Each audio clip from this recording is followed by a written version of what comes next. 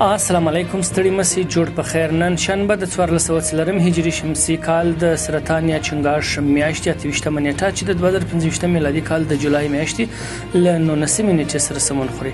له سکون رادیو ویپاڼې او خالر رسنیو مو د نن ورځې لنډو او مهمو خبرونو ته زافز احمد نصرت ترکلی کو.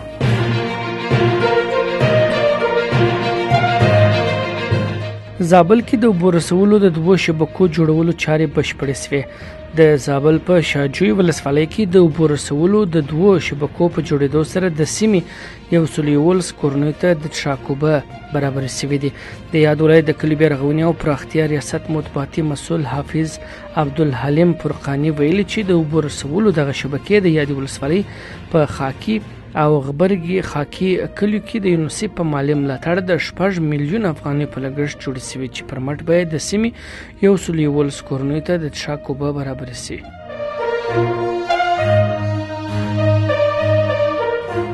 عبداللطیف نظري وایي تیر کال په هیواد کې 914 پروژې پلي شوې.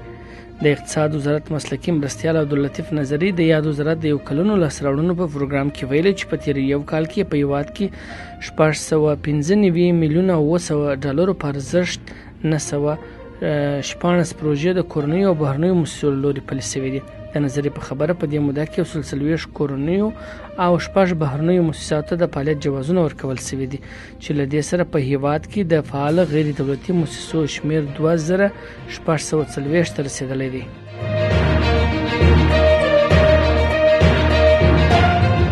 پنجشیر کې له 15 ساحو د زمرودو استخراج چارې پیل شوې. د پنجشیر ولایت د پیریان ولسوالۍ په مربوطاتو کې د زمرودو له 15 ساحو څخه د استخراج چارې پیل شوې دي. د یاد ولایت د کانونو او پټرولیم رئیس محمد قاسم امیري ویلي چې تر دې دمه د دوی تخنیکي او تخصصي ټیمونو د پیریان ولسوالۍ په بیلابیلو سیمو کې د 250 څخه زیات د زمرودو کانونو تثبیت کړی دی.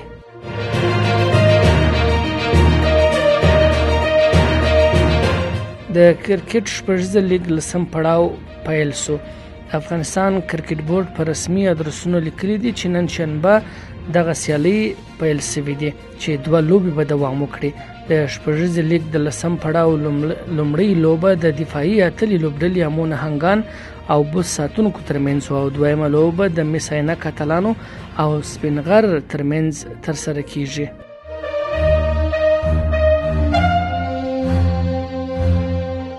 ترکیه وايي د سوریې روان کړکېچ باید په سملاسي توګه پای ته ورسیږي. د ترکیه بهرنیو چارو وزیر هاکان پیدیان له خپل امریکایي سیال مارکو روبیو سره په ټلیفوني خبرو کې ویلي دي چې د سوریې روان کړکېچ باید په سملاسي توګه پای ته ورسیږي.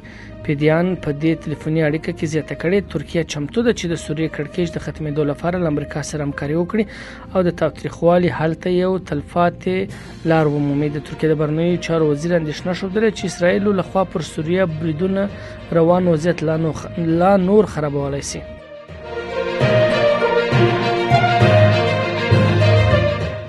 دا د نن ورځې لنډ مهم او وروستي خبرونه. تر بیا د الله په امان.